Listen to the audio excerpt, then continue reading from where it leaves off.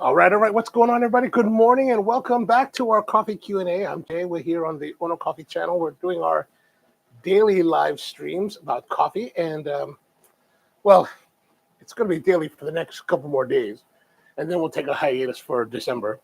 So what's going on? Good morning. How's you all doing? Eric, good to have you, man. Nice to see you. How's everything going? All right. So today's show, we've got some coffee from some friends in Riyadh, and we also have a little bit of oops. I wish I could turn this camera on. We also have a little bit of a surprise package that arrived yesterday from Bald Head Racing, from Craig. Thank you very much, Craig. I appreciate it. So I thought we'd share with you and see what's in the box to check it out. So let's have a look. Let's have a look what Craig sent. Good morning there, Craig. How are you, man? Good to have you. All right, we're going to zoom in there. So as you can see, Craig, it got here fairly well, good condition.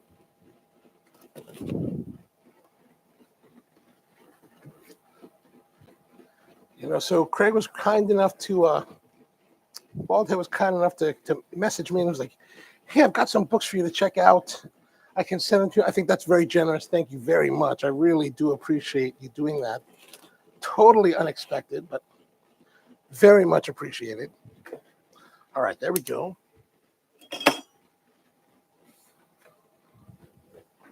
All right, hope this will find you well. Sharp cigar cutter. That's excellent. Thank you. Thank you very much. All right, thank you. All right, let's see here more.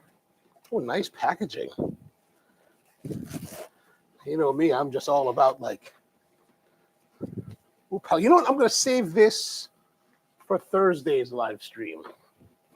All right, let's go to the rest of it. Gosh, man, you really packed this well. Like you are like expert in packing here. Bubble envelope inside of foam. Very nice. There's two books. Ooh, A Coffee a Day, Contemporary Cafe Design. Oh, fabulous, fabulous. Oh, yeah, this is great. I do compile photographs of cafes as I visit them, places that I think are interesting in their design, or just while browsing the internet, I'll just pull images off of the web, and I stick them in a folder that says basically like cafe design. So I'm always interested. Oh, that's nice. In Bangkok, Rolling Roasters. Wilson, how are you, man? Good to see you. Oh, wow, look at the ceilings in this one. My gosh. Unfortunately, my space will not be like that. Oh, I can't afford that.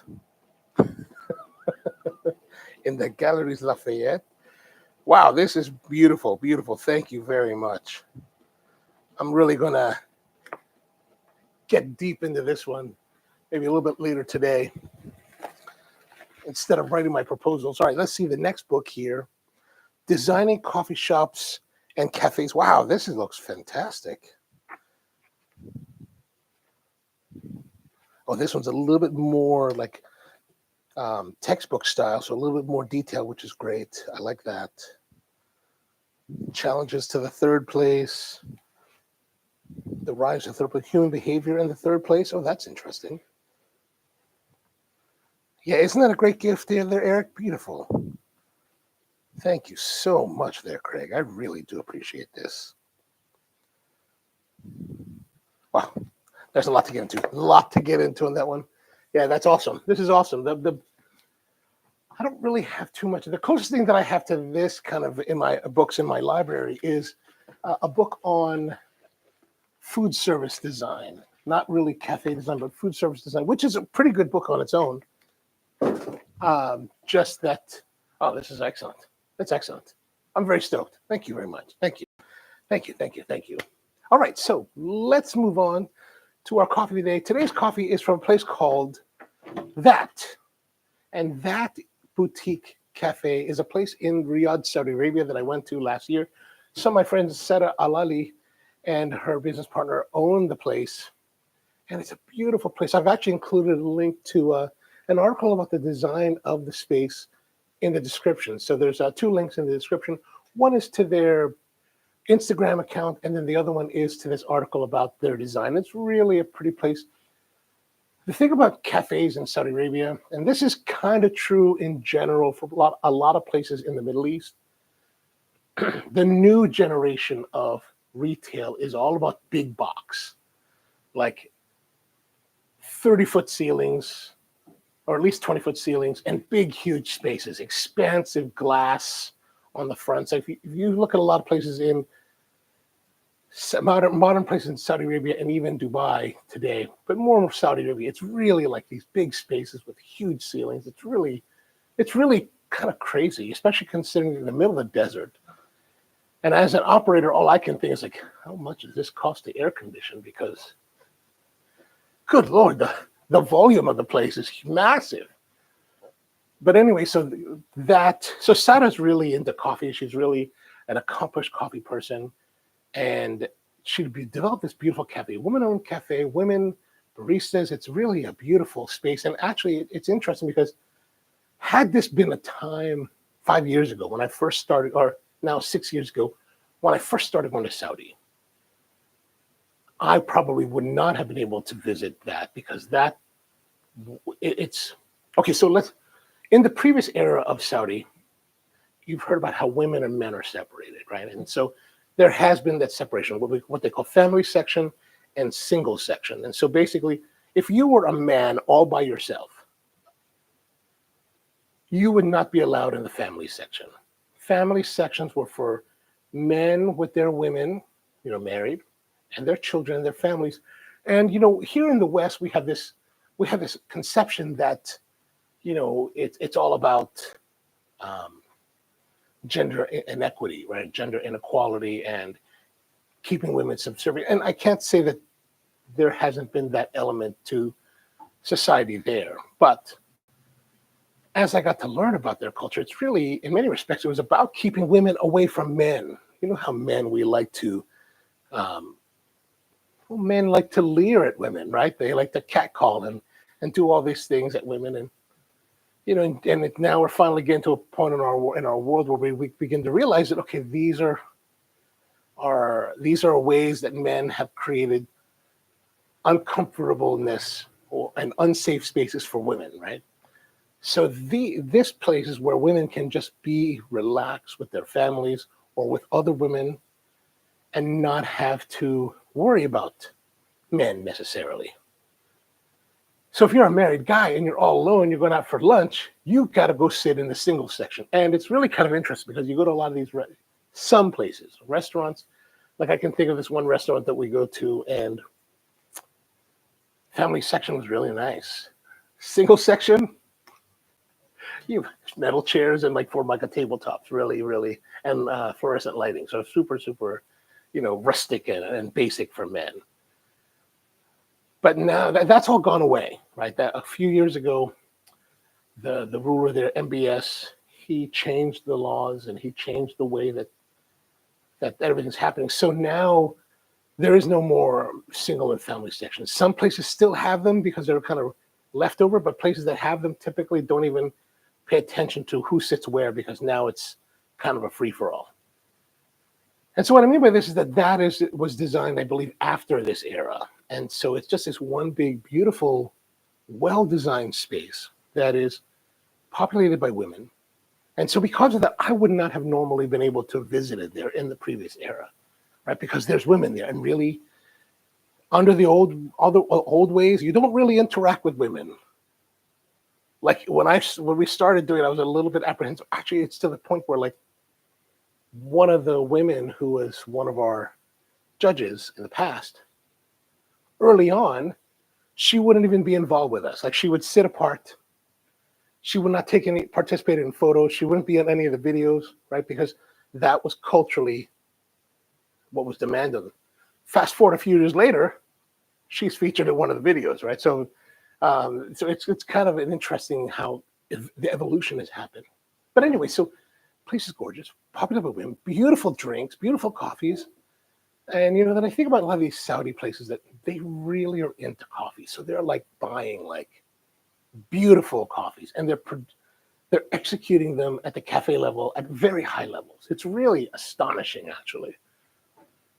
And so I'm there, and it's really a wonderful cafe. Actually, I'm still working on a video for it. It's a great time. And yeah, so we'll get to that eventually. But let's brew. So we've got the coffee here, and so Sara gave this to me during my visit. It has been a year. It's been sitting around for a year, and unfortunately, this is the coffee. It got a little bit damaged, right? You can see here. There's a little bit of damage to the box because it had a little bit of water damage. But we're going to get into it. It says Ethiopia here. A little bit of their stuff, and I guess I'll just open the bottom here. So these are packs of our brew packs, right? So they try to make very nice coffee in very convenient methods. So I thought that we would brew this and see what it was like. Yeah, very simple, elegant design. Let's have a look at it. So we're going to tear it open. And I believe these are like brew pouches, right? Yeah. So these are the pouches. Very fruity. So Ethiopian, probably natural processed coffees are very popular in the Middle East. They love that fruitiness of the coffees. This is very pretty smelling. So as you can see, we've got our pouches here. And let's see, I'm not sure how much the pouches weigh, but let us find out.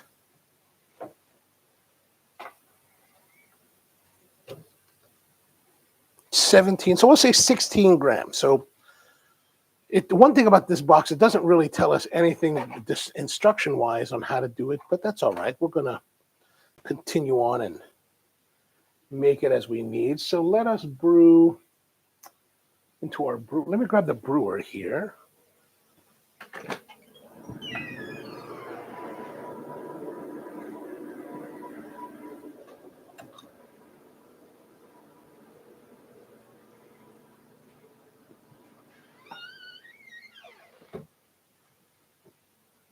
And Bulkhead says, hope they are a benefit. Oh man, those are going to be such a tremendous benefit. Absolutely, man. It's like, it's excellent. Like I'm totally, really, honestly, I'm totally like stoked about it. All right, so let's open these up. They got these little pouches here. So we're going to follow their brew recipe. So I'm going to take this off. So it opens up the pouch, as you can see. There we are. Nicely, kind of lightly roasted coffee. Look at that. Nice. Eric says, I'm big on nitrogen research. I'm on a big nitrogen research binge. I bet you the pouch was packaged with nitrogen gas. Oh, I would not be surprised that they did pack it with nitrogen. Absolutely. All right, so there's our, okay, that's full zoom. We're gonna reset the scale. Okay, so we've got 16, we're presuming 16 grams. So 2 grams for every finish ounce. So it's an 8-ounce cup. So 8 ounces is how much in grams? Let's see, 8 ounces.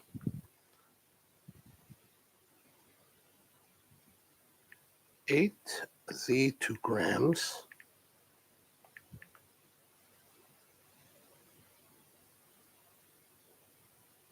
$225 grams. Great. And Michael says that's perfect for brewing on the airplane. Yeah, this could work very well. And the nice thing about the brewing, let's say brewing on the airplane, if you had a cup, the way that these sit, they're going to be relatively stable. The only thing you have to worry about is some toppling by the turbulence. And of course, there's a question of how do you get your water. One thing I should be careful with it. This was just in the other room, in the roaster, where it's like 50 degrees. So this is a little bit on the cold side. Let me warm it up a little bit so it doesn't have such an extreme temperature change. Hot tea water is better than nothing. Yeah, absolutely. But I mean, I'm going to presume that you're going to ask the flight attendants for some water, right? Which I think is fine.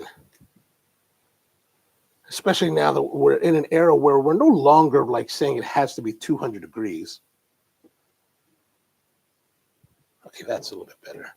I just don't want to be such a nosedive in heat. Okay, so there's our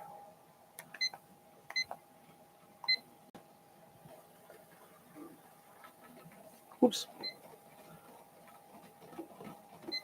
This thing is a little bit where they really made it attractive. Like it's a pretty timer, but it's also kind of, they try to make it real simple without buttons. And so, I don't know, it probably would have been better with buttons.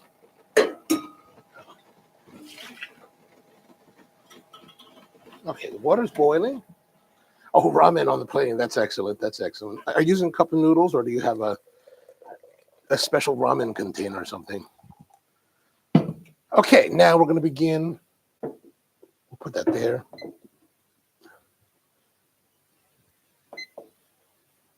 I'm going to do a slight pulsing just for the initial wetting of the coffee. Just real light. We only put 6 grams, so it's not really a lot. It should not flow through. I'm going to say it'll probably be 12 grams before it flows, as long as we spread it out enough. All right, we're at about 30 seconds.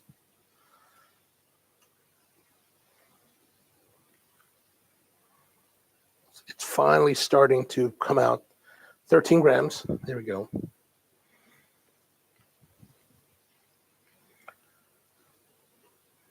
Now, even though we're going for 225 or so, we still want to maintain about 3.5 to 4 minutes.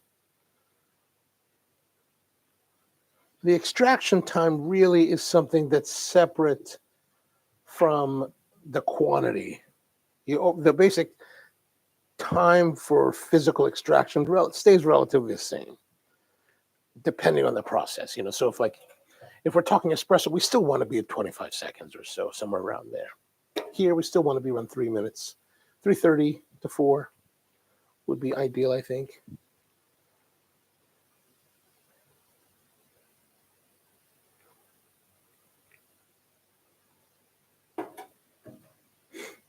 So 47, 1 minute 30. We're probably a bit slow.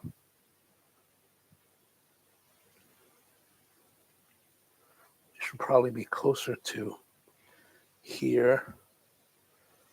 I also don't want to fill the bag too much.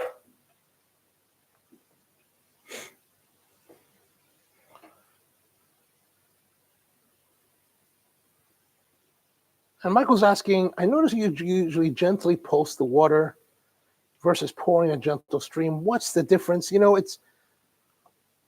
don't know. I've never really done heavy scientific thoughts on and experiments on that and how it might really differ. What I'm really trying to do is I'm actually using a pouring that's kind of like influenced by a variety of people. The guy that's the owner of Chatehato in Tokyo, as well as Hayashi Fujihiko at Cafe del Hombre. And then, just what we do here in America, where we're looking for just kind of even extraction. I really tend to look for even extraction. Oh my gosh, we're behind. We're way behind now. 2 minutes, 53 seconds, 3 minutes. And let me just add some more water here, Michael, and I will continue on with my thoughts on that. Okay, so we're going to be a little bit long in the extraction now because I spent too much precious time pulsing it. But the pulsing is just, so here's the thought. I see these other masters and they're pulsing the coffee, the water, into and they're just trying to hydrate. Now I'm rushing. So 3 minutes 33, we're 149. We're still about 76 grams away from our target. At least we still have a few more packs. So over time, we can brew more and play around with it. This is the kind of thing, though, also, I think that if you're brewing this, you're traveling somewhere, you're not really going to time it. You're just going to pour and kind of roll with it. Again, these are the kind of things that are great for on the go and other situations outside of your home environment or cafe environment. And I think that in those situations, there's always going to be a little bit of need for compromise. You're always going to compromise somewhere. But even with the compromises, I think you're relatively assured that you will have results that are better than most places that you'll be in. All right, let's continue on here. Now I'm at a point where I just want to get the water dispensed so that we can get it as fast as possible. I should have probably approached this with a little bit more aggression when we started. Now that we're looking back on it, we still have another 23 grams to go.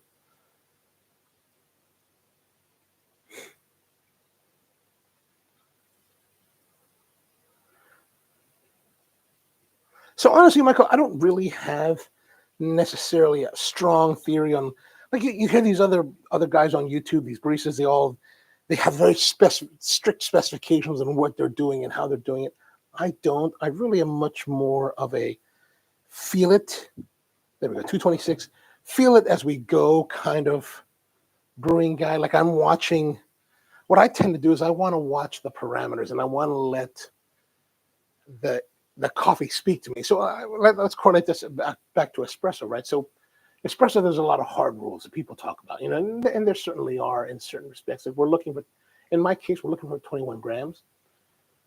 Ideally, we want to have 1.5 to 2 minutes, not 1.5 to 2 minutes, 1.5 to 2 ounces, and about 25 to 30, 25 to 29 second extraction, right? And so, but a lot of people will use scales, right? Like say in espresso, and they'll say, I'm going to put 18 in, 36 out. And what they do is they watch the scale and they stop. To me, that's not the right way to go, right? I'm really much more of a, I guess, holistic kind of barista where, let's say my ideal is 21 and 42. Maybe that's the ideal. I don't bother with scales. I just don't know what the value is, right? But what I'm doing is that as I make the espresso, I'm watching the flow, right? The flow is coming out, and I'm watching the color of the flow. How does it flow? How does it come out of the portafilter? How does it flow? And then at what point, like I'm watching the surface of the crema, the moment that I start to see that little stream turn a little bit blonde, or on the stream that when it does this, right, that fluctuation, it's done. That's the coffee telling me that it's done. Now, the key there is how do I craft, if I really am focused and say it has to be 21:42, how do I get this to happen at 42 grams? To me, that's where that would have value. But otherwise, I don't really pay attention to that because I'm really looking, and the time is ideal. Well, 25 to 29 seconds is ideal. If it happens a little bit before, it happens a little bit later, that's fine. And what I'm looking for is the performance and have the coffee talk to me. And so that's kind of what I do here, is that I'm looking at the overall brew and trying to figure out what do I need to do? Like, do I just want to give it some pulses to just hydrate the coffee and let it bloom, which is something I'm actually kind of experimenting with, or do I just want to saturate it and let it flow? So it's not, there's no hard fast rules in my world as far as that. We're just trying to find a way to make the coffee, and we use this basic parameter of 3.5 to 4 minutes for the brew time. We were well past that. We were probably closer to 6 minutes. Now it says 8. So yeah, that's kind of what I think about what you're saying with, as far as pulsing the water versus pouring a gentle stream. I think that as long as you keep the coffee hydrated through the process, that will give you great results. And also, like I said, other times, is that you have these guys and they're doing all this coffee brewing. They're like, oh, this is the perfect brew method, or whatever they're saying about it. The problem is that that's the perfect brew method at that moment for that coffee. Tomorrow may be different because with the same coffee or a different coffee, it may not apply. You may have to adjust again. So there's always fluctuation. So I just try to look at it from a point of trying to get the best brew possible at the moment that we're brewing. Eric says, I'm really impressed with the pouch design for coffee to go or less to clean at, or for coffee to go or less to clean at home with no. Oh yeah. You know, that's the nice thing I must say about this. This one, look at this. This is probably one of the better designs that I've used. Like sometimes they seem really flimsy and they don't work too well. And maybe that's because this neck is really small. If I put it on a more of a standard type of mug like this one, right, it would be more stretched and probably more prone to being unstable, right? All right, so let us. Okay, can we squeeze it? Oh, we can get a little bit of coffee. We won't do that. Now, the nice thing about this, right? We take the bag. Now, if you're on a plane, I don't know where you're going to put that. Just put it in the seat pocket. You're fine. All right, so here's our elixir. Now, this is full brew now. We're not going to, like in the other times when we're doing the other brews, we're going to add water to the volume. This is at full volume. We've calculated 225 water to 16 grams of coffee. And we're presuming that the bag weighs a gram. I don't know if it really does. It probably weighs a little bit more. Maybe it weighs 2 grams, and we might be just slightly, heavy on the water. But let's find out and see. Nice clarity, I must say, right away. It's like there's good clarity. Look at that. Like compared to yesterday's brew. Huh. And Michael's asking, can you walk us through that next time you brew and describe what you... Okay, no problem. I'll try to remember that for whatever we do tomorrow night. Especially, what we'll do is probably do that on one where we're brewing. Well, I guess we'll talk about it no matter what device we're using. Because I was thinking about at one point there's this thing that we have from a company called Había una vez, which is what they call the chorreador de café. It's a brewer from Costa Rica. Actually, I thought I got it in Salvador. But evidently I got it in Costa Rica. It's made in Costa Rica. And it's I've never seen it here. Nobody's ever talked about it in America. And I think it's a really interesting looking brewer. So we'll give that a try. But, that one, I don't even know how we're going to brew it. A lot of these brewers that we're using that are like kind of new or that I've never really used, I'm really just kind of making it up as we're going along, to be honest. Just kind of basing it on my experience and saying, okay, let's try this and let's try that. Maybe it'll work out. Like, yesterday's brew with the Keflano Compact. I don't know. I thought it was not as beautiful as I would like it to be, right? A little bit too much sediment. Maybe we should use that AeroPress filter again. All right, let's give this a try.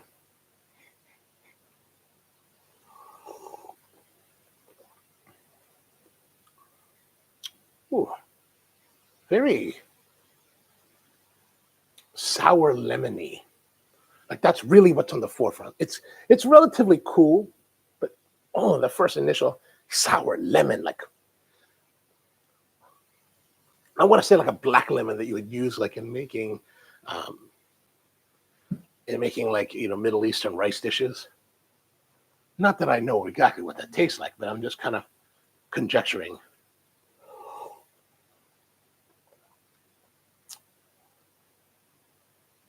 Interesting. Juicy. The fruit is definitely more tart and soury. Lemon. Maybe like pomegranates. I mean, honestly, it could be the age, right? Like typically we're looking at like more berry type of fruit from Ethiopia. Maybe because this coffee is a year old, a year post roast now. It's going to be, maybe it's changed in that respect. So we're definitely getting more lemon, sourness, pomegranate. And like ripe, fresh pomegranate, not like a pomegranate molasses, but like actually the fruit, you're eating that, like, you know how the pomegranate's really tardy?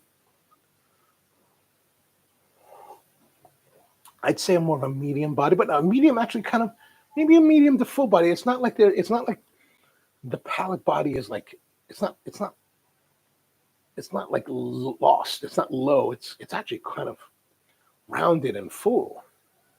It supports the sour tardiness of the coffee. And Baldhead says that Kalita has a newer version of the disposable Kantan drip brewer now. Oh, all right. I'm not too familiar with that brewer. I'll have to check it out. I will check it out. And lots of different prices. They're $4.41 US, $6 Canadian for a 30 pack. Oh, right. I think I remember which one of those are. I think I might have some in the boxes somewhere. If it's in a box, we'll eventually get to brewing it on the show. Like I have all this brewing stuff that I've been buying because I've been thinking I'm going to make videos about them. But you know what? To make a full edited video, it takes a while. And so like that's why like as the gadgets have, or the brewing devices have grown kind of exponentially, the videos on the channel haven't, because it takes so much time to get those videos edited. And I'll be honest, these live streams are a way to do more coffee videos and share more coffee stuff without as much work. I will cop to that. But also, I like the ability. One of the best things I think about these live streams is that it's the ability for us to interact, right? Whereas in a edited video, someone may leave a comment and then eventually I'll get to answering it, but it's not as quickly interactive, which I do enjoy about the live stream. That's something that I learned from doing the Coffee and Cigars live stream over the years. And as well as watching Hoon. Like I'll watch Hoon's videos every once in a while whenever he's not on a schedule. Like if Hoon just kind of goes on, or whenever he's like, I'm here. And it's like, oh, okay, good. And then I'll click on it. But what I really like about his channel is that he's really been able to, build a nice community of people around his channel. And I think he told me this, that live streaming was a big part of that. And I was like, I really enjoy that aspect of it. So I enjoy hanging out with all of you guys every day. And I will miss that as I have to tear this whole place apart over the next month. Oh, Baldhead says that that's the brewer that the coffee you're drinking. Oh, yeah. See, I don't know everything. I know very little, really. And Aztec, what's going on, man? How are you? Could you do a video of your top favorite 3 ways to brew a good cup of coffee? Ooh. Yeah. You mean like as an edited video? Yeah, that's actually probably good. One thing I must say is that I do notice that performance on videos, edited videos, what we call long form videos, is better on the tutorial type of stuff, like the AeroPress series of stuff, like the what's called the AeroPress with the flow control video. That's doing very well. The Espresso Wonderland videos have done very well. The ES1 Cinesso videos have done very well. So I do realize that there's a lot of interest in tutorial type or informational type videos. But what I'm also kind of concerned about is that I don't really necessarily want to be that person that's always doing reviews. So in some ways I do kind of pull back from doing those. But if you're asking, top 3 ways to brew coffee, got it. Noted.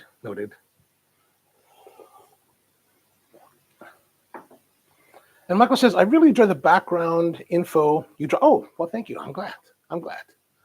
If anything, I have a lot of stuff to talk about.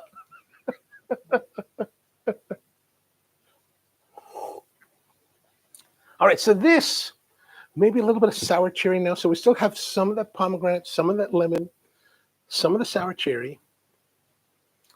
And really, really pretty, really nice. That sourness, while it was really kind of apparent early on, has toned down a little bit. Or maybe it's still the same, and I'm just more accustomed to it. Oh, another thing I wanted to share with you about this. So I'm at that when I got this coffee last year, and it's a beautiful cafe. And there's upstairs, and so Sara and I are upstairs talking, and we're all alone in this place. We're just talking, hanging out, because I've known Sara now for like 6 years or so, 7 years maybe. And this woman comes up the stairs. And I tell you, there's very few times in my life that I have been totally like gobsmacked. And this was one of them. This is the last time it's happened so far. This woman comes up the stairs and she is incredibly elegant. Like, just like, oh my God. I was like, and I was dressed fairly decently. When I'm traveling around the world, like especially outside the United States, even though it's hot or wherever, I mean, I'm always wearing nice pants. I'm wearing nice khakis, some nice shoes, or maybe just some nice sneakers at the time. I got a button down. Right? I look, I'm dressed fairly decently. But this woman, oh my Lord, she was like in this flowing outfit, like her dress or whatever she was wearing. I don't remember exactly what she was wearing. I think it was like maybe a two-piece. But the way that, like, if you've ever seen fashion, like fabrics, this fabric was just, it was like, oh my gosh. And the way she moved, the way she walked and carried herself, and everything about her was just incredibly well done. And I was like, and she comes up and she's like, hello. And I was like, oh my gosh. Sara's like, well, this is my friend Miriam. And I was like, imagine like a perfect French woman. Like she's from France. Dark hair, beautiful, perfect makeup, immaculate clothing. Like I was just like, oh my gosh. Like, oh, hello. How can I have coffee anymore? I have to leave. I have to go home now. Anyway, so that was the most memorable thing about that was like meeting this woman, Miriam, and who's a wonderful person. She's really into like healthy, like living, and she has her own business, and she's entrepreneur, and she's like super successful. It's like, oh my God, there's so much that's amazing about you that I have to thwart my eyes.